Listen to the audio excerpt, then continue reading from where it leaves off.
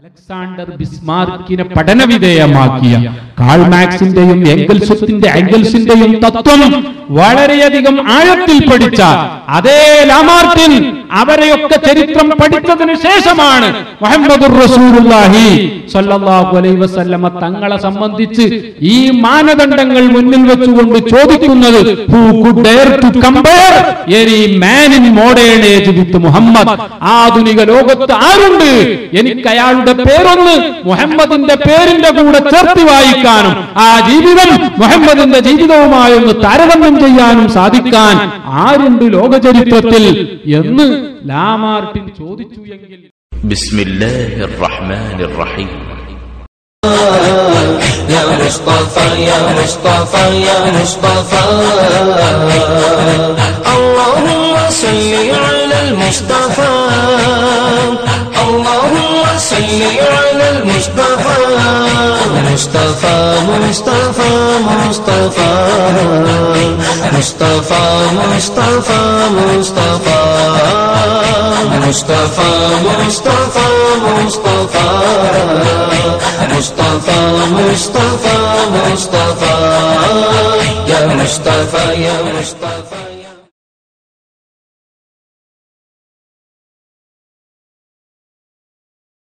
ورحمة الله وبركاته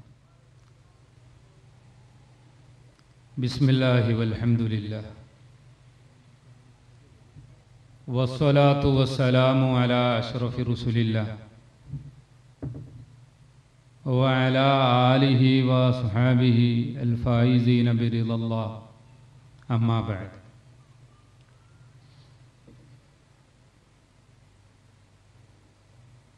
لما الهين والله بابنة معبدي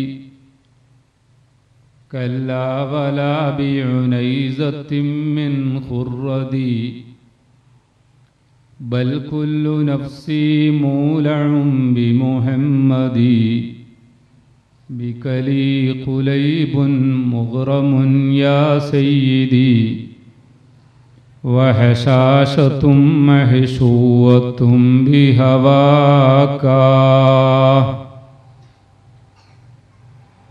فإذا قصدت ففيك قصدي كله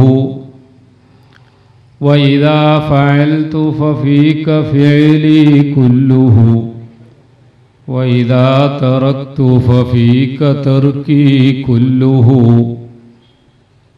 وإذا سكت ففيك صمتي كله وإذا نطقت فمادحا علياك ما زال كل مداركي لم يطلب أبدا سوى إدراك حسنك مطلبا فإذا شممت فمنك ريحا أطيبا وإذا سمعت فعنك قولا طيبا وإذا نظرت فما أرى إلاك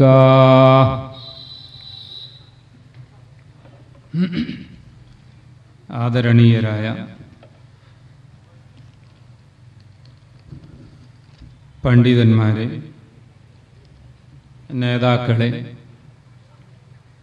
സഹോദര സഹോദരിമാരെ, രക്ഷിതാക്കളെ, ഉമ്മമാരെ, വിദ്യാർത്ഥികളെ, നല്ലവരായ ശ്രോതാക്കളെ, ചങ്ങനാശ്ശേരി മർക്കസുൽ ഹുദ ഇസ്ലാമിക് കോംപ്ലക്സിൻ്റെ ആഭിമുഖ്യത്തിൽ നടന്നുവരുന്ന ഇഷ്കെ റസൂൽ എന്ന പേരിലുള്ള ഈ കോൺഫറൻസിനെ അഭിസംബോധന ചെയ്യാൻ അവസരം നൽകിയ അല്ലാഹു സുബ്ഹാനഹു വ തആലയെ ഞാൻ സ്തുതിക്കുകയാണ്. അൽഹംദുലില്ലാഹ്. ഭാവിയിലും ഇതുപോലത്തെ ഒരുപാട് പ്രവർത്തനങ്ങൾ സ്തുത്യർഹമായ രീതിയിൽ നിഷ്കളങ്കതയോടുകൂടി ചെയ്യാൻ പ്രസ്തുത സ്ഥാപനത്തിനും അതിൻ്റെ ഭാരവാഹികൾക്കും അതുമായി സഹകരിക്കുന്നവർക്കും എല്ലാം അല്ലാഹു തൗഫീഖ് ചെയ്യുമാറാവട്ടെ എന്ന് ആമുഖമായി പ്രാർത്ഥിക്കുകയും ചെയ്യും. കൂട്ടത്തിൽ മരണപ്പെട്ടുപോയ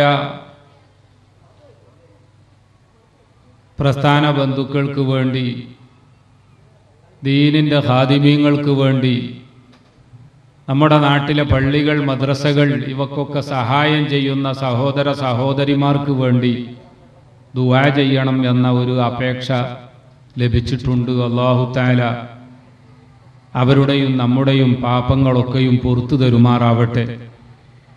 നമ്മുടെയും അവരുടെയും ഖബറുകൾ അല്ലാഹു സ്വർഗത്തോപ്പാക്കി മാറ്റിത്തരുമാറാവട്ടെ. ജീവിച്ചിരിക്കുന്ന നമുക്കൊക്കെ ദീർഘായുസ്സും ആരോഗ്യവും അല്ലാഹുവിൻ്റെ പ്രീതിയിലും പൊരുത്തത്തിലുമായി ജീവിച്ചുകൊണ്ട് അവൻ്റെ ദീനിന് ഖിദ്മത്ത് ചെയ്യാനുള്ള തൗഫീഖും ഏറ്റി തരുമാറാവട്ടെ എന്നും ഞാൻ ആമുഖമായി ദുആ ചെയ്യുകയാണ്.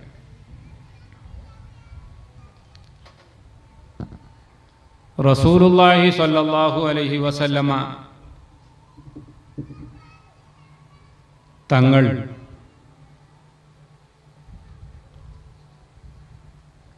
ലോകത്തിനു മുന്നിൽ സമർപ്പിച്ച ആ വ്യക്തമായ ജീവിത രീതി അഥവാ ഇസ്ലാമിൻ്റെ ആ സമ്പൂർണമായ ജീവിത രീതി ഇത് ജനങ്ങൾക്ക് പഠിപ്പിച്ചു കൊടുക്കാൻ വേണ്ടി മുസ്ലിം ലോകം എക്കാലത്തും വളരെയധികം കാര്യക്ഷമമായി തന്നെ ശ്രമിച്ചുകൊണ്ടിരിക്കുകയാണ്. അതിനുവേണ്ടി മതപ്രസംഗങ്ങളും പഠന ക്ലാസുകളും അതിനുവേണ്ടി പ്രസിദ്ധീകരണങ്ങളും മീഡിയകളും ഉപയോഗപ്പെടുത്തുകയും ചെയ്യുക എന്നത് സർവ്വസാധാരണമാണ്. പക്ഷേ ചന്ദ്ര കലണ്ടറിലെ റബീഉൽ അവ്വൽ മാസമാകുമ്പോൾ അന്ധകാരത്തിൽ ആണ്ടുപോയിരുന്ന ഈ പ്രപഞ്ചത്തിന് മുഴുവൻ വെളിച്ചമായി നിയോഗിക്കപ്പെട്ട റസൂലുള്ളാഹി സ്വല്ലല്ലാഹു അലൈഹി വസല്ലമ തങ്ങളുടെ ജന്മം കൊണ്ട് അനുഗ്രഹീതമായ മാസമാണ് എന്ന രീതിയിൽ ആ പ്രവാചകരുടെ സന്ദേശങ്ങൾ, അവരുടെ അധ്യാപനങ്ങൾ, അവിടുത്തെ ടീച്ചിങ്സുകൾ ഇത് ജനങ്ങളെ കൂടുതൽ പഠിപ്പിക്കേണ്ട ഒരു സാഹചര്യമാണ് എന്നുകൂടി കണക്കിലെടുത്തുകൊണ്ട് ലോകത്ത് മുഴുവനും റബീഉൽ അവ്വൽ മാസത്തിൽ പ്രത്യേക രീതിയിൽ ജനങ്ങളെ ഒരുമിച്ച് കൂട്ടുകയും പ്രവാചകാധ്യാപനങ്ങൾ അവർക്ക് പഠിപ്പിച്ചു കൊടുക്കാൻ കൂടുതൽ അവസരങ്ങൾ കണ്ടെത്തുകയും ചെയ്യുക എന്നത് ലോകത്തുള്ള മുഴുവൻ മുസ്ലിമീങ്ങളുടെയും സ്വഭാവമാണ്. അത് അവരുടെ ഈമാനിൻ്റെ ഭാഗമാണ്. അത് കേരളത്തിൽ മാത്രമല്ല, ഇന്ത്യയിലെ എല്ലാ സ്റ്റേറ്റുകളിലും മുസ്ലിമീങ്ങൾ അപ്രകാരം ചെയ്യുന്നു. ഇന്ത്യക്ക് വെളിയിൽ ലോകത്ത് എവിടെയെല്ലാം മുസ്ലിമീങ്ങളുണ്ടോ യൂറോപ്യൻ രാജ്യങ്ങളിൽ മൗലിദ് പരിപാടിയിൽ സംബന്ധിക്കാനും നബിദിന പ്രഭാഷണം നടത്താനും പോകാൻ ഞങ്ങൾക്ക് അവസരം ലഭിച്ചിട്ടുണ്ട്. അമേരിക്കയിലും അതുപോലെ തന്നെ മലേഷ്യ, ഇന്തോനേഷ്യ തുടങ്ങിയ രാജ്യങ്ങളിലും വടക്കൻ ആഫ്രിക്കൻ രാജ്യങ്ങളിലുമൊക്കെ നേരിട്ട് അത്തരം പരിപാടികളിൽ സംബന്ധിച്ചതിൻ്റെ വെളിച്ചത്തിൽ കൂടിയാണ് ഞാൻ ഈ കാര്യം ഉണർത്തുന്നത് ലോകത്തെ മുസ്ലിമീങ്ങൾ മുഴുവൻ പരിശുദ്ധ റബീഉൽ അവ്വൽ മാസം വരുമ്പോൾ പ്രവാചകരെ പരിചയപ്പെടുത്താൻ, അവിടുത്തെ അധ്യാപനങ്ങൾ ജനങ്ങൾക്ക് കൂടുതലായി പഠിപ്പിച്ചു കൊടുക്കാൻ, ആ വിശ്വപ്രവാചകന്റെ മദ്ഹുകൾ, അവരുടെ പ്രകീർത്തനങ്ങൾ പ്രത്യേകം തന്നെ നടത്താൻ ഈ റബീഉൽ അവ്വൽ മാസം അവർ പ്രത്യേകമായി ഒരുങ്ങി തയ്യാറാകും. ഒരൊറ്റ ഉദാഹരണം നോക്കൂ നിങ്ങൾ. പശ്ചിമാഫ്രിക്കൻ രാജ്യങ്ങളിൽപ്പെട്ട ഒരു ദരിദ്ര രാജ്യമാണ് മാലി. ഇന്ന് ഒരുപക്ഷെ നിങ്ങൾ പേപ്പറിൽ വായിച്ചിട്ടുണ്ടാകും. മാലി എന്ന് പറഞ്ഞാൽ പശ്ചിമാഫ്രിക്കൻ രാജ്യങ്ങളെ കൂടുതൽ പരിചയമില്ലാത്ത പണ്ഡിതന്മാർക്ക് പോലും ഒരുപക്ഷെ ഓർമ്മയുണ്ടാവുകയില്ല. അവർക്ക് ഓർമ്മയുണ്ടാകാൻ, ആ രാജ്യത്തെ പരിചയപ്പെടാൻ വളരെ എളുപ്പമുള്ള ഒരു മേൽവിലാസമാണ് ഞാൻ പറയാൻ പോകുന്നത്. ലോകമാകെ സഞ്ചരിച്ച് അവിടുത്തെ ഇസ്ലാമിക സ്പന്ദനങ്ങൾ രേഖപ്പെടുത്തിയ ഒരു മുസ്ലിം സഞ്ചാരിയുണ്ടായിരുന്നു. കേരളത്തിൽ അദ്ദേഹം 2 പ്രാവശ്യം വന്നിരുന്നു. കേരളത്തിൽ മാസങ്ങളോളം അദ്ദേഹം താമസിച്ചിരുന്നു. അദ്ദേഹത്തിൻ്റെ പേര് ലോകം മുഴുവൻ അറിയപ്പെട്ടതാണ് ഇബ്നു ബത്തൂത്ത. ഇബ്നു ബത്തൂത്ത കണ്ട കേരളം എന്ന പേരിൽ മലയാളത്തിൽ പുസ്തകങ്ങളുണ്ട്. ആ ഇബ്നു ബത്തൂത്തയുടെ നാട് ആണ് അദ്ദേഹം യാത്ര പുറപ്പെട്ടിരുന്നത് മാലിയിലെ തിംബുക്തു അഥവാ മാലിയുടെ തലസ്ഥാനമായ തിംബുക്തുവിൽ നിന്നായി. ആ മാലിയിൽ മിനിയാന്ന് നബിദിനത്തിൽ സംബന്ധിക്കാൻ വേണ്ടി അവിടത്തെ ഫുട്ബോൾ സ്റ്റേഡിയത്തിൽ ഒരുമിച്ചു കൂടിയത് BBC ഇന്നലെ റിപ്പോർട്ട് ചെയ്തത് പ്രകാരം 3.5 ലക്ഷം ആളുകളാണ്.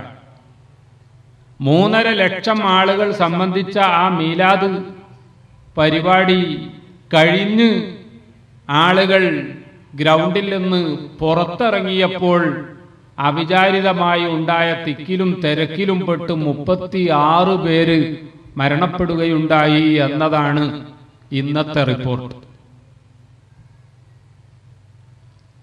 ഞാൻ ഈ ഉദാഹരണം പറഞ്ഞത് ലോകത്ത് എല്ലാ രാജ്യങ്ങളിലും മുസ്ലിമീങ്ങൾ എവിടെയൊക്കെയുണ്ടോ അവിടെയൊക്കെ റബീഉൽ അവ്വൽ മാസം വരുമ്പോൾ വിശ്വാസികളുടെ വിശ്വാസത്തിൻ്റെ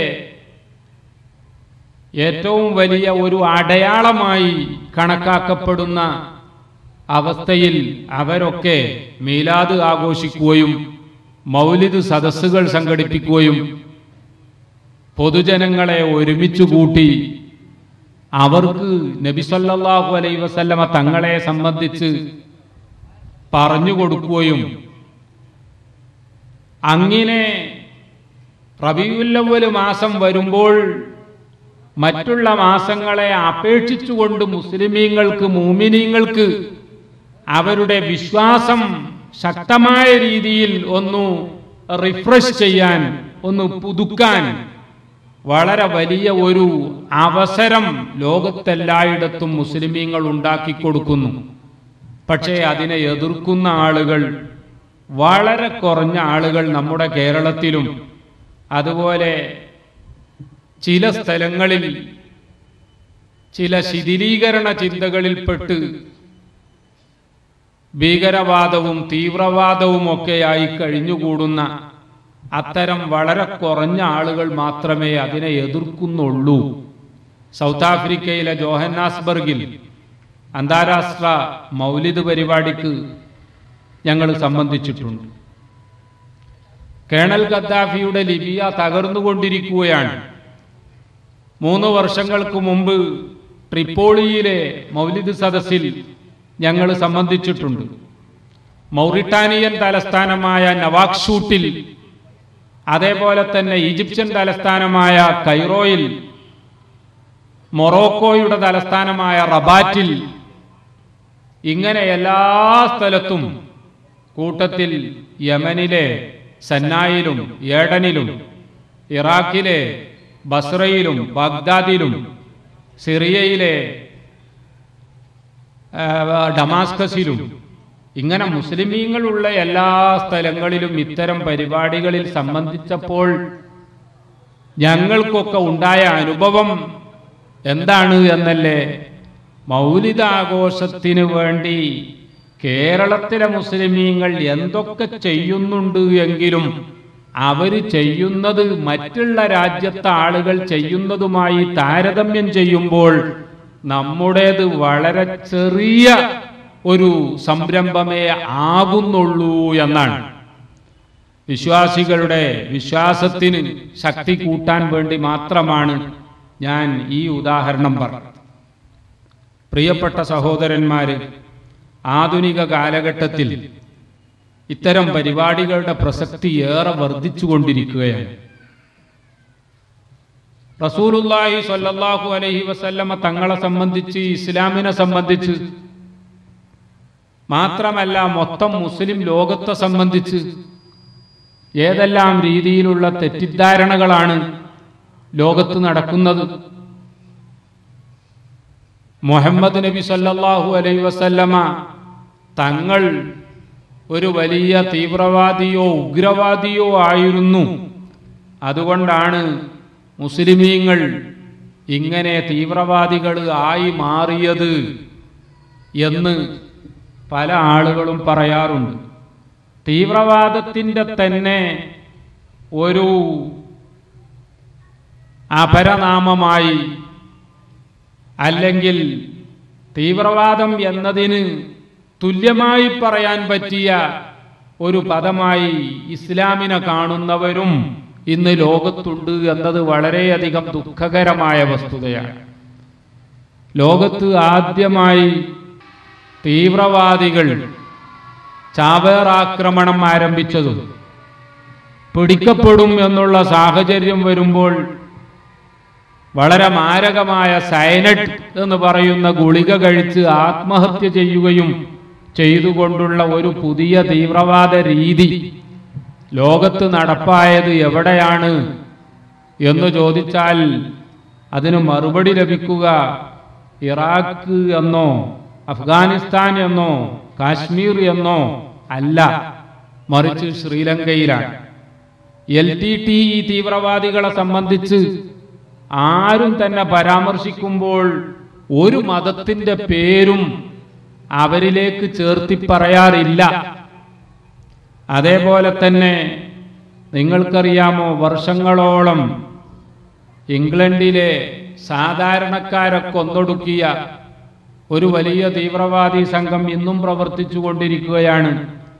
അഥവാ അയർലൻഡിൽ ഐറിഷ് റിപ്പബ്ലിക്കൻ ആർമി അവരുടെ ഓപ്പറേഷൻ തുടങ്ങുന്നത് അവർ ബൈബിൾ തുറന്നു വെച്ചുകൊണ്ട് അതിൽ നിന്ന് ഏതാനും അധ്യായങ്ങൾ ഒരുമിച്ച് പാരായണം ചെയ്തതിനു ശേഷമാണ് എന്നാണ് ജെറി ആഡംസിന്റെ നേതൃത്വത്തിലുള്ള ഐറിഷ് റിപ്പബ്ലിക്കൻ ആർമിയെ IRA ചരിത്രകാരന്മാര് പരിചയപ്പെടുത്തുന്നത്.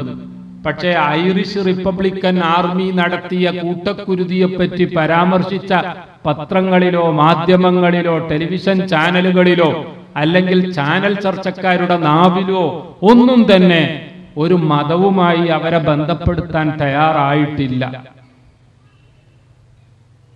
ഇനി നിങ്ങൾ ആലോചിച്ചു നോക്കൂ, അങ്ങനെ എത്രയെത്ര ഉദാഹരണങ്ങൾ വേണം.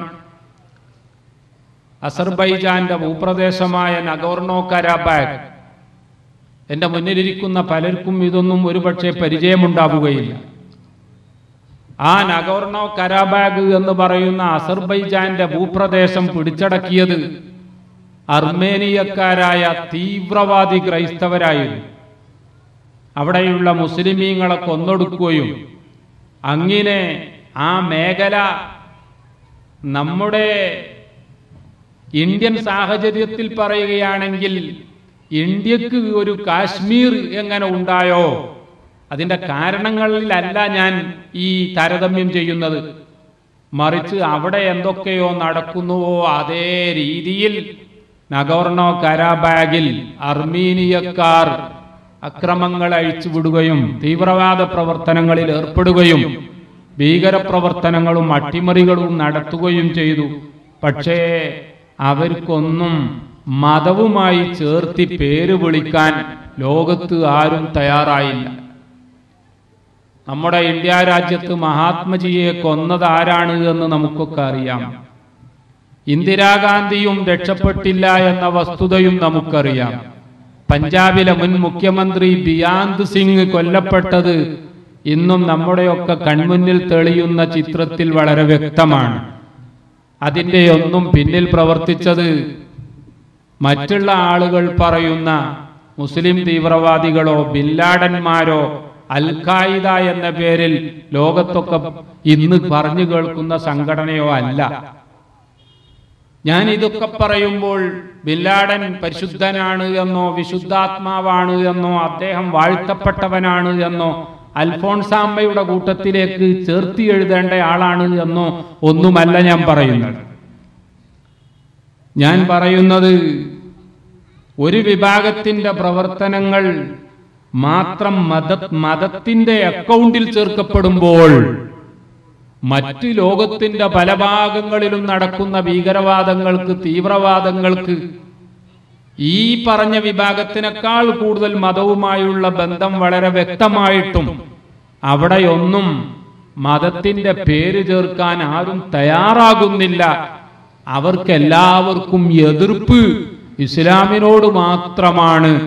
അതുകൊണ്ട് എവിടെയൊക്കെ ചാൻസ് കിട്ടുമോ അവിടെയൊക്കെ ഇസ്ലാമിന്റെ പേര് ഉപയോഗപ്പെടുത്തിക്കൊണ്ട് മുസ്ലിമീങ്ങളെ അപകീർത്തിപ്പെടുത്താൻ, ഇസ്ലാമിനെ വിരൂപമായി കാണിക്കാൻ, ഇസ്ലാമിക പ്രവാചകനെ ഒരു നരനായാട്ടുകാരനായി, ഒരു വോർമോങ്കർ, ഒരു യുദ്ധക്കൊതിയനായി, അല്ലെങ്കിൽ ഒരു ബ്ലഡ് തേഴ്സ്റ്റ്, ഒരു രക്തദാഹിയായി ചിത്രീകരിക്കാൻ ലോകത്ത് വളരെ വലിയ ശ്രമം നടക്കുകയാണ്. ഇത്തരം ഒരു സാഹചര്യത്തിൽ എനിക്കറിയില്ല എന്തേ നമ്മുടെ കൂട്ടത്തിൽ തന്നെ പലരും മുഹമ്മദ് മുസ്തഫ സല്ലല്ലാഹു അലൈഹി വസല്ലമ തങ്ങളെ പറ്റിയുള്ള വിശ്വാസം വിശ്വാസികളിൽ ഊട്ടിയുറപ്പിക്കാൻ കാരണമായ ഇത്തരം വേദികളെ എതിർക്കുന്നത് എന്തിന്റെ പേരിലാണ്? ഇതുപോലെയുള്ള സദസ്സുകൾ സംഘടിപ്പിക്കുന്നതിനെ അവർ നിരുത്സാഹപ്പെടുത്തുക മാത്രമല്ല ചെയ്യുന്നത്, ഇതൊക്കെ അനിസ്ലാമികമായ പ്രവർത്തനങ്ങളാണ് എന്ന് വരെ പറഞ്ഞ് വിവരമില്ലാത്ത പാവപ്പെട്ട ജനങ്ങളുടെ ഉള്ളിൽ തെറ്റിദ്ധാരണ സൃഷ്ടിക്കാൻ ഇവരെന്തിനാണ് ഒരുങ്ങുന്നത് എന്ന കാര്യമാണ് എനിക്ക് മനസ്സിലാകാത്തത്. ഞാൻ അവരെ സംബന്ധിച്ചല്ല ചർച്ച ചെയ്യുന്നത് എന്നതിനാൽ ആ വിഷയം കൂടുതലായി പറയുന്നില്ല. മുഹമ്മദ് മുസ്തഫ സല്ലല്ലാഹു അലൈഹി വസല്ലമ തങ്ങൾ യുദ്ധക്കൊതിയനായിരുന്നു, രക്തദാഹിയായിരുന്നു. വാളെടുത്തുകൊണ്ട് എതിരാളികളെ കൈകാര്യം ചെയ്യണം എന്ന് അനുയായികൾക്ക് സ്ട്രിക്ട്ലി ഇൻസ്ട്രക്ഷൻ നൽകിയ ആളായിരുന്നു. ഇങ്ങനെയൊക്കെ പറയുന്ന ആളുകളുണ്ട്. ഇതൊക്കെ കേൾക്കുമ്പോൾ ശരിയായിരുന്നോ എന്ന ചെറിയൊരു സന്ദേഹം തന്നെയെങ്കിലും സഹോദരിമാരുടെ ഹൃദയത്തിൽ, അല്ലെങ്കിൽ സഹോദരന്മാരുടെ ഹൃദയത്തിൽ, ഒന്നുമല്ലെങ്കിൽ പുറത്തുള്ള ആരുടെയെങ്കിലും ഹൃദയത്തിൽ കടന്നു വരാൻ ഇടയുണ്ട്. തീർച്ചയായിട്ടും ഇത് ദൂരീകരിക്കേണ്ടത്, ഇത്തരം തെറ്റിദ്ധാരണകൾ അകറ്റിക്കൊടുക്കേണ്ടത്, മാറ്റാൻ സഹായിക്കേണ്ടത് നമ്മുടെ മർക്കസുൽ ഹുദ പോലെയുള്ള സ്ഥാപനങ്ങളുടെ, നമ്മുടെ പണ്ഡിതന്മാരുടെ, നമ്മുടെ SYS, SSF പോലെയുള്ള സംഘടനകളുടെ, അതിന്റെ പ്രവർത്തകരുടെ ബാധ്യതയാണ്. ഞാൻ ഒന്ന് രണ്ട് ഉദാഹരണത്തിലൂടെ വളരെ പെട്ടെന്ന് അവസാനിപ്പിക്കാം. കാരണം സൈറൺ മുഴങ്ങുന്നത് കേട്ടപ്പോൾ തന്നെ എനിക്ക് ഭയമാണ്. ഇവിടെ ടൈം ലിമിറ്റ് എത്രയാണ് എന്ന് എനിക്ക് അറിയില്ല. പ്രിയപ്പെട്ട സഹോദരന്മാരെ, ഹിജ്റ 5-ാം നൂറ്റാണ്ടിൽ, ഒന്നുകൂടി വ്യക്തമായി പറഞ്ഞാൽ AD 627 അന്ന് ഒരു വൈകുന്നേരം മദീനയിലെ മുസ്ലിമീങ്ങളെ സംസ്കരിക്കുന്ന സെമിത്തേരി ബഖീ എന്ന പേരിൽ അറിയപ്പെടുന്നു. ജന്നത്തുൽ ബഖീ എന്ന് വിശ്വാസികൾ ബഹുമാന പുരസ്സരം ആ ഖബർസ്ഥാനെ അല്ലെങ്കിൽ ആ സെമിത്തേരിയെ വിളിച്ചു പോരും. അവിടെ ഒരു പ്രധാനപ്പെട്ട വ്യക്തിയുടെ ജനാസ സംസ്കരണം നടക്കുകയാണ്. ഇസ്ലാമിനു വേണ്ടി വളരെയധികം സഹായിച്ച അൻസാരികൾ എന്ന് പറയുന്ന വിഭാഗത്തിലെ ഒരു പ്രമുഖ നേതാവ് മരണപ്പെട്ടതാണ്. ളുഹ്റിന്റെ തൊട്ടു മുമ്പായിരുന്നു, ഉച്ചക്ക് തൊട്ടു മുമ്പായിരുന്നു അദ്ദേഹം മരണപ്പെട്ടത്. പ്രവാചകർ എല്ലാവരോടും പറഞ്ഞു, നമുക്ക് മഗ്രിബിന് മുന്നേ തന്നെ അദ്ദേഹത്തിന്റെ സംസ്കാരം നടത്തണം. എല്ലാവരും ഒരുമിച്ചുകൂടി. പ്രവാചകർ മുഹമ്മദ് മുസ്തഫ സല്ലല്ലാഹു അലൈഹി വസല്ലമ തങ്ങൾ മാത്രമല്ല, ഹസ്രത്ത് അബൂബക്കർ, ഉമർ, ഉസ്മാൻ, അലി റളിയല്ലാഹു അൻഹും, അങ്ങനെ സ്വഹാബാക്കളുടെ നീണ്ട നിര തന്നെയാണ്. ഖബർ തയ്യാറായിരിക്കുകയാണ്. മയ്യിത്ത് നിസ്കാരം കഴിഞ്ഞു. മയ്യിത്ത് മഖ്ബറയിലേക്ക്, ബഖീയിലേക്ക് എടുത്തിരിക്കുകയാണ്. ഖബറിലേക്ക് മയ്യിത്ത് എടുത്തു വെച്ചു കഴിഞ്ഞു. അതിന്റെ ചടങ്ങുകൾ നടക്കുകയാണ്. ആളുകളൊക്കെ ഒരുമിച്ച് കൂടിയ സ്ഥലമാണ്. ആ സമയത്തതാ ഒരു ചെറുപ്പക്കാരൻ പെട്ടെന്ന് ഇങ്ങോട്ട് മുന്നോട്ട് വന്നു.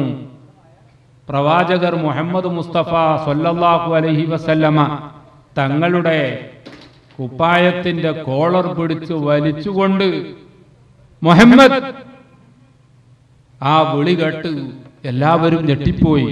എന്താണ് ഇവിടെ സംഭവിക്കാൻ പോകുന്നത്? ആർക്കും ഒന്നും മനസ്സിലായില്ല. ഒരു ചെറുപ്പക്കാരൻ, അദ്ദേഹം വാള് ധരിച്ചിരിക്കുന്നു. അറബികൾ പൊതുവെ അങ്ങനെയാണ്, അവരുടെ കൈവശം എപ്പോഴും ഒരു വാളുണ്ടാകാറും. അത് അത്ര കാര്യമാക്കാനില്ല. പക്ഷേ ഇദ്ദേഹം പ്രവാചകരായ മുഹമ്മദ് മുസ്തഫ സല്ലല്ലാഹു അലൈഹി വസല്ലമ തങ്ങളുടെ ഷർട്ടിന്റെ കോളർ പിടിച്ചു വലിച്ചുകൊണ്ട്, മുഹമ്മദെ, എടുക്കടാ എനിക്കുള്ള കാശ്. എനിക്ക് തരാനുള്ള കാശ് തരാതെ, എന്റെ കടം വീട്ടാതെ വലിയ നേതാവായി നടക്കുകയാണല്ലോ. ഇത് നിന്റെ മാത്രം സ്വഭാവമല്ല, നിങ്ങളുടെ കുടുംബം തന്നെ ഇങ്ങനെയാണ്. അബ്ദുൽ മുത്തലിബിന്റെ മക്കളൊക്കെ ഇങ്ങനെയാണ്. മറ്റുള്ളവർക്ക് കൊടുക്കാനുള്ള കടം വീട്ടുന്നതിൽ വളരെ അലംഭാവം വരുത്തുന്നവരാണ് എന്ന് പറഞ്ഞുകൊണ്ട് അള്ളാഹുവിന്റെ റസൂലിനെ തെറി പറയുകയാണ് ഒരു ചെറുപ്പക്കാരൻ. സ്വഹാബാക്കൾ ഞെട്ടിത്തരിച്ചു നിന്നുപോയി. കൂട്ടത്തിൽ ബഹുമാനപ്പെട്ട ഉമർ ഇബ്നുൽ ഖത്താബ് റളിയല്ലാഹു അൻഹു ഒരു മിനിറ്റ് പോലും പാഴാക്കാതെ തന്റെ വാളെടുത്ത് ആ ചെറുപ്പക്കാരന്റെ കഴുത്തിൽ അവിടെ വെച്ചുകൊണ്ട് ആക്രോശിക്കുകയുണ്ടായി. എടാ, നീ ആരോടാണ് സംസാരിക്കുന്നത് എന്ന് ഓർമ്മയുണ്ടോ? നീ മുഹമ്മദ് നബി സല്ലല്ലാഹു അലൈഹി വസല്ലമ തങ്ങളോടാണോ ഈ നിലക്ക് സംസാരിക്കുന്നത്? ആ നബിയുടെ സമ്മതം ആവശ്യമില്ലായിരുന്നു എങ്കിൽ ഈ ഒരൊറ്റ വെട്ടിന് തന്നെ നിന്റെ ഉടല് വേറെയും തല വേറെയും ഞാൻ ആക്കുമായിരുന്നു. ഷട്ടപ്പ്, മിണ്ടിപ്പോകരുത് എന്ന് പറഞ്ഞ് അദ്ദേഹത്തിന്റെ കഴുത്തിൽ വാള് പിടിച്ച് ബഹുമാനപ്പെട്ട ഉമർ ഇബ്നുൽ ഖത്താബ് റളിയല്ലാഹു അൻഹു, ആ ചെറുപ്പക്കാരൻ പ്രവാചകരോട് സ്വീകരിച്ച അപമര്യാദയോട് കൂടിയുള്ള ആ സ്വഭാവത്തിലെ തന്റെ രോഷം വളരെ ഗൗരവത്തിൽ തന്നെ പ്രകടിപ്പിക്കുകയുണ്ടായി. ഇത് കേട്ട് അള്ളാഹുവിന്റെ റസൂല് പറഞ്ഞു, ഉമർ, ആ വാളെടുത്ത് ഉറയിലിടും.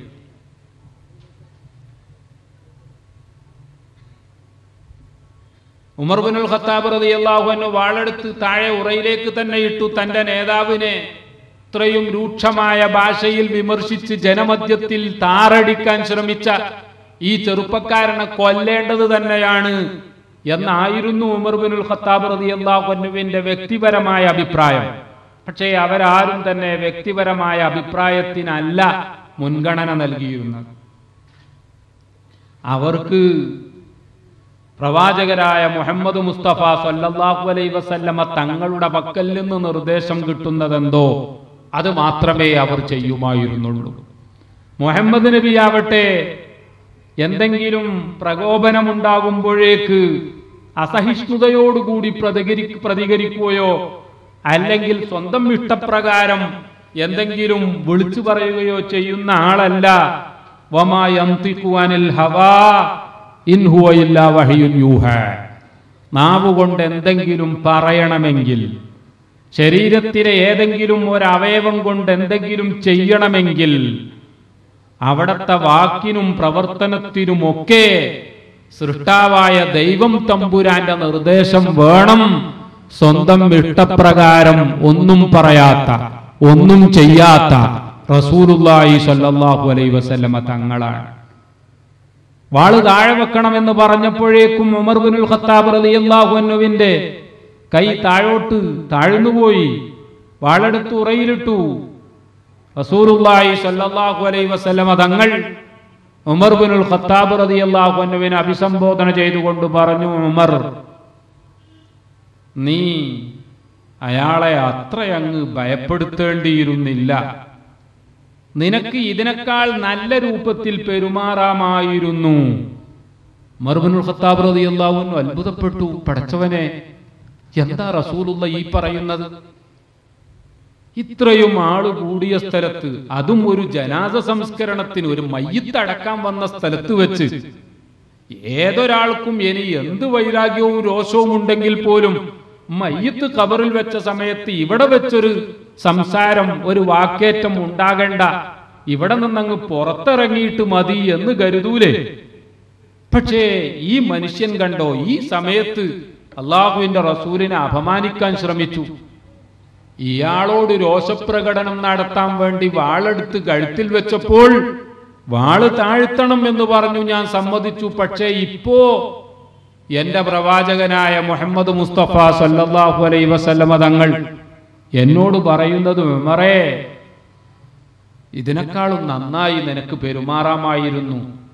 ഇങ്ങനെ ആ ചെറുപ്പക്കാരനെ ഭയപ്പെടുത്തേണ്ടിയിരുന്നില്ല. ഞാൻ ചോദിച്ചു, എന്തേ നബിയെ? എന്റെ നേതാവ് എന്നോട് പറഞ്ഞു, ഉമർ, ഈ ചെറുപ്പക്കാരൻ ചോദിച്ചത്, അയാൾ എന്നോട് കടം വീട്ടണം എന്ന് പറഞ്ഞത് ശരിയാണ്. ഞാൻ അയാൾക്ക് കടം കൊടുക്കാനുണ്ട്. അതുകൊണ്ട് നിന്നെ സംബന്ധിച്ചിടത്തോളം ഉമറെ, നല്ലത് നബിയെ, കൊടുക്കാനുള്ള ആളുകൾ തെരഞ്ഞു വരാൻ നിൽക്കണമോ, അതിന്റെ മുമ്പ് തന്നെ അങ്ങോട്ട് കൊടുത്താൽ പോരെ? ആളുകളോട് കടം വാങ്ങിയാൽ അവര് പിന്നെ തെരഞ്ഞു വരുന്നത് വരെ കാത്തിരിക്കുന്നത് എന്തിനാണ്? നേരത്തെ അതങ്ങ് വീട്ടിക്കൂടായിരുന്നോ എന്ന് എന്നെ ഉപദേശിക്കാമായിരുന്നു. കൂട്ടത്തിൽ ഉമറെ, ഈ ചെറുപ്പക്കാരനെ പേടിപ്പിക്കുന്നതിന് പകരം മൃദുലമായി ആ ചെറുപ്പക്കാരനോട് പറയാമായിരുന്നു, അല്ല സുഹൃത്തെ, മുഹമ്മദ് നബി നിനക്കുള്ള കടം വീട്ടാം എന്ന് പറഞ്ഞ അവധി എത്താൻ ഇനിയും 3 ദിവസവും കൂടിയില്ലേ? മാന്യന്മാരുമായിട്ട് എന്തെങ്കിലും വ്യവഹാരങ്ങളിൽ ഏർപ്പെടുമ്പോൾ ഒരു ഡേറ്റ് നിശ്ചയിച്ചാൽ ആ സമയം ആയതിനു ശേഷമല്ലേ അയാൾ അത് വീട്ടുന്നോ ഇല്ലേ നോക്കിയിട്ട് വേണ്ടേ പ്രതികരിക്കാൻ? നിനക്ക് മുഹമ്മദ് നബി കടം വീട്ടാനുണ്ട് എന്നത് ശരിയാണ്. പക്ഷേ 3 ദിവസവും കൂടി കഴിയുമ്പോഴേ അവധിയാവൂ. അതിനു മുമ്പ് വന്ന് ആൾക്കൂട്ടത്തിലിട്ട് മാന്യന്മാരെ അപമാനിക്കുന്നത് ശരിയല്ല എന്നുള്ള ഒരു മൃദുലമായ സതുപദേശം ഉമറേ, ഈ ചെറുപ്പക്കാരന് നിന്റെ ഭാഗത്തു നിന്ന് നൽകുകയും ചെയ്യാമായിരുന്നു എന്ന് പറഞ്ഞു. എന്ന് മാത്രമല്ല, പ്രിയപ്പെട്ട സഹോദരന്മാരെ, അള്ളാഹുവിന്റെ റസൂല് പറയുകയാണ്, ഇയാൾക്ക് 80 സ്വർണ്ണ നാണയം നൽകാനുണ്ട്. ശരിയാണ്, അവധിയാകാൻ ഇനി 3 ദിവസവും കൂടിയുണ്ട്. ഉമർ, നീ ഇയാളെ കൊണ്ടുപോയിട്ട് ആ 80 സ്വർണ്ണ നാണയം അയാൾക്ക് കൊടുക്ക്. കൂട്ടത്തിൽ അള്ളാഹുവിന്റെ റസൂല് പറഞ്ഞു, ഒരു 20 സ്വർണ്ണ നാണയം അധികം കൊടുക്കണം. അതെന്തിനാണ് എന്നല്ലേ? നീ അയാളെ വാളെടുത്തുകൊണ്ട് പേടിപ്പിച്ചു. അതിന് പകരം ഒരു 20 ദീനാറും കൂടി കൊടുക്കണം. ഇതങ്ങ് പറഞ്ഞപ്പോൾ ഉമർ ഇബ്നുൽ ഖത്താബ് റളിയല്ലാഹു അൻഹു, പ്രിയപ്പെട്ട സഹോദരന്മാരെ, അതിന്റെ അപ്പുറമോ ഇപ്പുറമോ ആലോചിച്ചില്ല. അള്ളാഹുവിന്റെ റസൂലിന്റെ ഹദീസുകൾ സ്വഹീഹാണ് എന്ന് കണ്ടാൽ പോലും നമ്മുടെ യുക്തിക്കനുസരിച്ച് ഉൾക്കൊള്ളാൻ പറ്റുമോ ഇല്ലേ എന്നൊക്കെ വിലയിരുത്തിയിട്ട് വേണം ഉൾക്കൊള്ളാൻ എന്നും ചില ഹദീസുകളൊക്കെ കാണുമ്പോൾ ഞങ്ങൾ ചാടിക്കടക്കുകയാണ് എന്നൊക്കെ പറയുന്ന ആളുകളുണ്ട്. അങ്ങനെ ചാടിക്കടക്കുന്ന ആളുകൾ സ്വർഗത്തിലേക്കുള്ള പാലം ചാടുമ്പോൾ നരകത്തിൽ വീഴും എന്ന് മാത്രം മനസ്സിലാക്കിയാൽ മതി. നമുക്ക് അതിനെ സംബന്ധിച്ച് കൂടുതലൊന്നും പറയേണ്ടത്. ഉമർ ഇബ്നുൽ ഖത്താബ് റളിയല്ലാഹു അൻഹുവിന്റെ സ്ഥാനത്ത് നമ്മൾ ആരെങ്കിലും ആയിരുന്നു എന്ന് സങ്കല്പിക്കുക. എന്നിട്ട് നമ്മൾ ഈ വിഷയത്തെ ഒന്ന് സമീപിച്ചാൽ സംഗതി വാളെടുത്ത് വെട്ടാനൊരുങ്ങി, അത് പ്രവാചകർ തടഞ്ഞു, ഓക്കെ, അതിന് നിൽക്കുന്നില്ല. ഇനി കൊടുക്കാനുള്ള 80 ദീനാർ കൊടുക്കണം എന്ന് പറഞ്ഞു, ഓക്കെ, അതും അംഗീകരിക്കാം. പക്ഷേ ഇനി 20 ദീനാർ അധികം കൊടുക്കണം എന്ന് പറഞ്ഞാൽ ഉൾക്കൊള്ളാൻ പറ്റുമോ? ഉമർ ഇബ്നുൽ ഖത്താബ് റളിയല്ലാഹു അൻഹു ആ ചെറുപ്പക്കാരന്റെ കൈപിടിച്ചു, വാ എന്ന് പറഞ്ഞു കൊണ്ടുപോയി സ്വന്തം വീട്ടിൽ ചെന്നു. ആദ്യം 80 ദീനാർ എടുത്തുകൊണ്ട് പറഞ്ഞു, ഇതാ എന്റെ നേതാവ് നിങ്ങൾക്ക് തരാനുള്ള 80 സ്വർണ്ണ നാണയം. അതിനുശേഷം ഒരു 20 സ്വർണ്ണ നാണയവും കൂടി എടുത്തു, ഇതാ ഇതും നിങ്ങൾക്കുള്ളതാണ്. ആ ചെറുപ്പക്കാരൻ ചോദിച്ചു, ഇതെന്തിനാണ്? എനിക്ക് 80 തരാനുള്ളൂവല്ലോ. എന്റെ നേതാവ് എന്നോട് സ്വകാര്യമായി പറഞ്ഞിട്ടുണ്ട്, ഞാൻ നിങ്ങളെ പേടിപ്പിച്ചതിനാൽ അതിനുള്ള ഒരു പ്രതിവിധി എന്നുള്ള നിലക്ക് ഒരു 20 ദീനാർ അധികം നൽകണം എന്ന് എന്റെ നേതാവ് എന്നോട് പറഞ്ഞിട്ടുണ്ട്, ഇത് അതിനുള്ളതാണ് എന്ന് പറയുമ്പോൾ ആ പണം വാങ്ങി, സ്വർണ്ണ നാണയം വാങ്ങി, ഈ ചെറുപ്പക്കാരൻ ഉമർ ഇബ്നുൽ ഖത്താബ് റളിയല്ലാഹു അൻഹുവിന്റെ നേർക്ക് തിരിഞ്ഞുകൊണ്ട് ചോദിക്കുന്നു, ഹൽ തഅരിഫുനി യാ ഉമർ, നിങ്ങൾക്ക് എന്നെ പരിചയമുണ്ടോ? ഉമർ പറഞ്ഞു, ഇല്ല, എനിക്ക് നിങ്ങളെ പരിചയമില്ല. എന്നാൽ ഞാൻ പറയാം, എന്റെ പേര് എന്താണ് എന്നല്ലേ? എന്റെ പേരാണ് സെയ്ദ്. ഏത് സെയ്ദ്? ജൂത പണ്ഡിതന്മാരുടെ കൂട്ടത്തിൽ ഒരു വലിയ ചെറുപ്പക്കാരൻ പണ്ഡിതനുണ്ട് എന്നും അദ്ദേഹം തലമുതിർന്ന ജൂത പണ്ഡിതന്മാരെക്കാളൊക്കെ വലിയ വിവരവും ബുദ്ധിയും എല്ലാം ഉള്ള ആളാണ് എന്ന് പറയുന്നത് കേട്ടിട്ടുണ്ട്. ആ സെയ്ദാണോ നിങ്ങൾ? യെസ്, അതെ, ആ സെയ്ദ് തന്നെയാണ് ഞാൻ. അപ്പോൾ ഉമർ ഇബ്നുൽ ഖത്താബ് റളിയല്ലാഹു അൻഹു ചോദിച്ചു, എങ്കിൽ ഇത്രയും വലിയ പണ്ഡിതനും ബുദ്ധിമാനും ഒക്കെയാണ് നിങ്ങൾ എന്നാണല്ലോ ഞാൻ കേട്ടത്. ജനങ്ങളോട് പെരുമാറേണ്ടത് എങ്ങനെയാണ്? മാന്യന്മാർ തമ്മിലുള്ള പെരുമാറ്റം എങ്ങനെയാകണം? ഇതുപോലും അറിയാത്ത ഒരാളാണോ നിങ്ങൾ? സെയ്ദ് ഉമർ ഇബ്നുൽ ഖത്താബ് റളിയല്ലാഹു അൻഹുവിനോട് പറഞ്ഞു, ഉമർ, എനിക്കത് അറിയാഞ്ഞിട്ടല്ല, അത് അറിയുന്നത് കൊണ്ടാണ് ഞാൻ ഇങ്ങനെ പെരുമാറിയത്. എന്താ സംഭവം എന്നല്ലേ? ഞാൻ ഒരു ദിവസം മദീന പള്ളിയുടെ തൊട്ടടുത്ത് നിൽക്കുമ്പോൾ മുഹമ്മദിന്റെ അടുത്ത് ഒരു ചെറുപ്പക്കാരൻ വന്നുകൊണ്ട് പറഞ്ഞു, നമ്മുടെ മദീനയിൽ നിന്ന് ഏതാനും കിലോമീറ്ററുകൾ അകലെ ഒരു ചെറിയ ഗ്രാമമുണ്ട്. ഈ തവണ തീരെ മഴ ലഭിക്കാത്തതിനാൽ വിളവ് വളരെ കുറഞ്ഞുപോയി, കൃഷിയൊക്കെ നശിച്ചുപോയി. അവിടെയുള്ള ആളുകൾക്ക് ജീവിക്കാൻ തന്നെ വകയില്ലാതായിരിക്കുകയാണ്. എന്തെങ്കിലും ഒരു ചെറിയ ദുരിതാശ്വാസം എന്നുള്ള നിലക്ക് ഒരു സഹായം ചെയ്യാൻ കഴിയുമോ നബിയേ എന്നൊരു ചെറുപ്പക്കാരൻ നിങ്ങളുടെ നേതാവായ മുഹമ്മദിന്റെ സഭയിൽ വന്ന് ചോദിച്ചപ്പോൾ മുഹമ്മദ് ആ സഭയിലുണ്ടായിരുന്ന പലരുടെയും മുഖത്തേക്ക് നോക്കി ആർക്കും ഒന്നും കൊടുക്കാൻ കഴിയുന്ന അവസ്ഥയായിരുന്നില്ല. ആർക്കും ഇത് കൊടുക്കാൻ കഴിയുന്നില്ല എന്നുള്ള അവസ്ഥ വന്നപ്പോൾ ഇത് നിരീക്ഷിച്ചു കൊണ്ടിരുന്ന ഞാൻ പറഞ്ഞു, മുഹമ്മദ്, ഞാനൊരു കാര്യം ചെയ്യാം. ഒരു സ്വാഴ്, നമ്മുടെ ഭാഷയിൽ പറഞ്ഞാൽ 1 കിലോ എന്ന് ഞാൻ തൽക്കാലം പറയുകയാണ്. ഒരു സ്വാഴ് എന്ന് പറഞ്ഞാൽ 1 കിലോയാണ് എന്നൊന്നും ഇനി ആരും പോയി പറയണ്ട. ഒരു സ്വാഴ് എന്ന് പറഞ്ഞാൽ 2.5 കിലോ എന്നാണ് സാധാരണ രീതിയിൽ കണക്കാക്കുക. 1 കിലോ ഈത്തപ്പഴം, പലതരം ഈത്തപ്പഴമുണ്ട്. അദ്ദേഹം പ്രത്യേകം ഒരു ബ്രാൻഡ് നെയിം പറഞ്ഞുകൊണ്ട് ആ തോട്ടത്തിലുള്ള 1 കിലോ ഈത്തപ്പഴത്തിന് 1 സ്വർണ്ണ നാണയം എന്നുള്ള നിലയിൽ 80 കിലോ ഈത്തപ്പഴം ആ തോട്ടത്തിലേത് തന്നെ എനിക്ക് നൽകുകയാണെങ്കിൽ ഞാൻ 80 സ്വർണ്ണ നാണയം ഇപ്പോൾ തരാം, ഈത്തപ്പഴം ഉണ്ടാകുമ്പോൾ അതിന്റെ ഡേറ്റ് പറഞ്ഞു, ആ ഡേറ്റിന് തന്നാൽ മതി.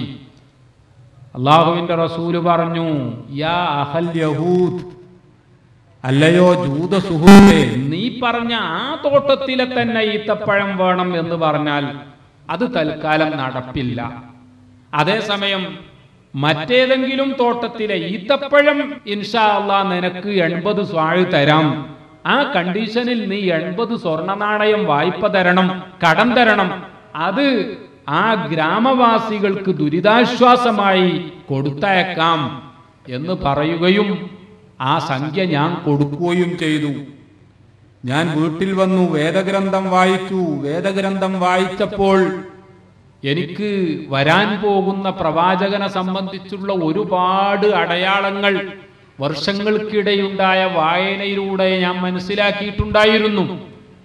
ഞാൻ മുമ്പ് വായിച്ചൊരു പുസ്തകത്തിൽ ഇദാ വുലിദ മൗലൂദുൻ ബിതിഹാമ ബൈന കതിഫൈഹി ഷാമ കാനത് ലഹുൽ ഇമാമ ഇലാ യൗമിൽ ഖിയാമ, തിഹാമയിൽ ജനിക്കുന്ന കുഞ്ഞിന്റെ ചുമലുകൾക്കിടയിൽ ഒരു കറുത്ത മറുകുണ്ടാകുമെന്നും ആ കുഞ്ഞ് ജനിച്ചാൽ പിന്നീട് ഈ ലോകാവസാനം വരെ കാര്യങ്ങളുടെ നിയന്ത്രണം അദ്ദേഹത്തെയും അദ്ദേഹത്തെ പിന്തുണക്കുന്നവരുടെയും ഒക്കെ സ്വാധീനത്തിലായിരിക്കുമെന്നുമൊക്കെ ഞങ്ങളുടെ വേദഗ്രന്ഥത്തിൽ പറഞ്ഞ അടയാളം ഞാൻ വായിച്ച് മനസ്സിലാക്കിയിട്ടുണ്ട്. അതുപോലെ തന്നെ ഞാൻ ആ പ്രവാചകന്റെ മറ്റൊരുപാട് ലക്ഷണങ്ങൾ മനസ്സിലാക്കിയിട്ടുണ്ടായിരുന്നു. ആ ലക്ഷണങ്ങളൊക്കെ പലപ്പോഴായി നിന്റെ നേതാവായ മുഹമ്മദ് ജനങ്ങൾക്ക് കൂട്ടത്തിലാകുമ്പോൾ, ഒരുമിച്ചിരിക്കുമ്പോൾ ഞാൻ അവിടെ വന്ന് അതൊക്കെ മനസ്സിലാക്കാറുണ്ട്. നിനക്കറിയുമോ ഉമറേ, ചുമലിൽ ഒരു കറുത്ത മറുകുണ്ട് എന്ന് പറഞ്ഞ അടയാളം ഞാൻ ഒരു ദിവസം നിന്റെ നേതാവ് മുഹമ്മദ് ഇരിക്കുന്ന സഭയിൽ തന്നെ ചെന്ന് ഞാനത് മനസ്സിലാക്കി. അദ്ദേഹം തോളിലിട്ട തട്ടം ചൂടുകൊണ്ട് എടുത്ത് താഴെ വെച്ചപ്പോൾ ആ സന്ദർഭം ഉപയോഗപ്പെടുത്തിക്കൊണ്ട് ഞാൻ ആ അടയാളം കണ്ടുപിടിച്ചു. പക്ഷേ വേദഗ്രന്ഥത്തിൽ മറ്റൊരടയാളം പറഞ്ഞിരുന്നു, യസ്ബിഖു ഹിൽമുഹു ഗളബാ, വലിയ സംയമനത്തിന്റെ ആളാണ് നിന്റെ പ്രവാചകനെന്ന്. എത്രമാത്രം പ്രകോപനമുണ്ടായാലും നിന്റെ പ്രവാചകൻ, നിന്റെ നേതാവ് രോഷാകുലനാവുകയില്ല, മറിച്ച് വളരെ വലിയ സംയമനം പാലിക്കും എന്ന് ഞാൻ വായിച്ച വേദഗ്രന്ഥങ്ങളിൽ എവിടെയോ എഴുതി വച്ചിരുന്നു. എനിക്ക് ഇതുവരെ അതൊന്ന് പരീക്ഷിച്ചറിയാൻ അവസരം ലഭിച്ചിട്ടില്ല. അത് പരീക്ഷിച്ചറിയാൻ ഒരവസരം പാർത്ത് കഴിയുമ്പോഴാണ് നേരത്തെ പറഞ്ഞ കടം കൊടുക്കലുണ്ടായത്. അതുകൊണ്ട് തന്നെ കടം കൊടുത്തു കഴിഞ്ഞ് വീട്ടിലെത്തിയപ്പോഴാണ് എനിക്ക് തോന്നിയത്, അതെ, this is A golden opportunity, ഇത് വളരെ വലിയൊരു സുവർണാവസരമാണ്. തീർച്ചയായും ഇത് ഉപയോഗപ്പെടുത്തി ഞാൻ ഈ പറഞ്ഞ ലക്ഷണം, ഈ അടയാളം ശരിയാണോ, ഇതെനിക്ക് ബോധ്യപ്പെടണം. അങ്ങനെ ഉമറേ, ഞാൻ എഴുതിയ കഥയും തിരക്കഥയുമാണ് കടം വീട്ടേണ്ട ഡേറ്റാകുന്നതിന്റെ 2-3 ദിവസം മുമ്പ് നിന്റെ നേതാവിനെ ജനമധ്യത്തിലിട്ട് തേജോവധം ചെയ്യാനുള്ള ഒരു ശ്രമം നടത്തുക.